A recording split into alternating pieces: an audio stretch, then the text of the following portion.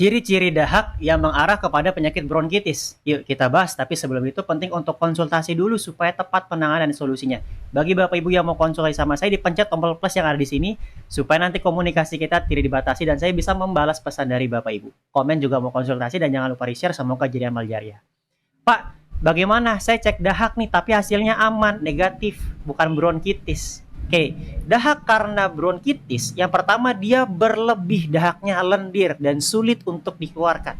Itu pertama, dahaknya. Dan kalau kita lihat dari dahaknya, memang ada 3. Biasanya dia putih itu normal. Tapi kenapa ini tidak terlalu sangat kronis penyakitnya? Tapi kalau sudah hijau atau kuning, kalau dia hijau berarti ada infeksi dari bakteri ataupun virus. Tapi kalau kuning itu pun juga terjadi pada pasien bronkitis yang paling banyak yang mana? Yang kuning. Seperti itu.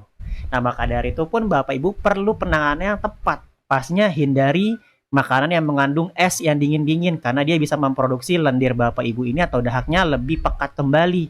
Jadi terus menerus jadi ada rasa nggak nyaman. Ya tambahannya kembali, kalau lendirnya banyak kan sulit dikeluarin. Lendir sedikit aja sulit dikeluarin apalagi banyak. Maka dari itu pun juga penting.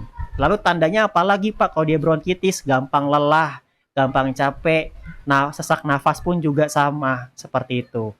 Nah, kalau dalam kondisi seperti ini makanya pun penanganan jangan setengah-setengah Bapak Ibu, karena harus menyeluruh. Kenapa menangani paru-paru ini terkadang sulit? Karena salah penanganan nomor 1.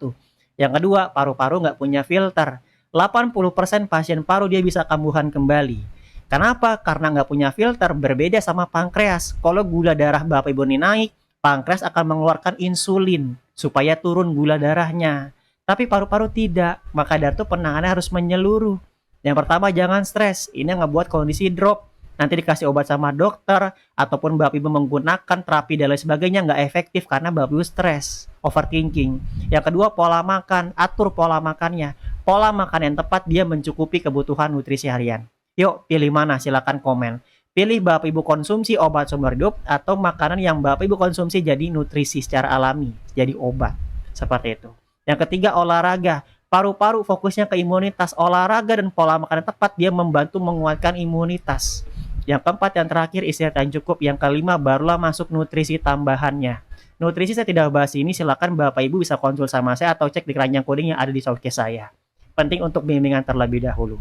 Silakan konsultasikan kembali. Bagi Bapak Ibu yang mau konsultasi sama saya dan mau menjalani program penguatan paru-paru dengan nutrisi juga mengatasi bronkitis, silakan cek di profil, hubungi nomor saya. Terima kasih, kalau bermanfaat jangan lupa di-share.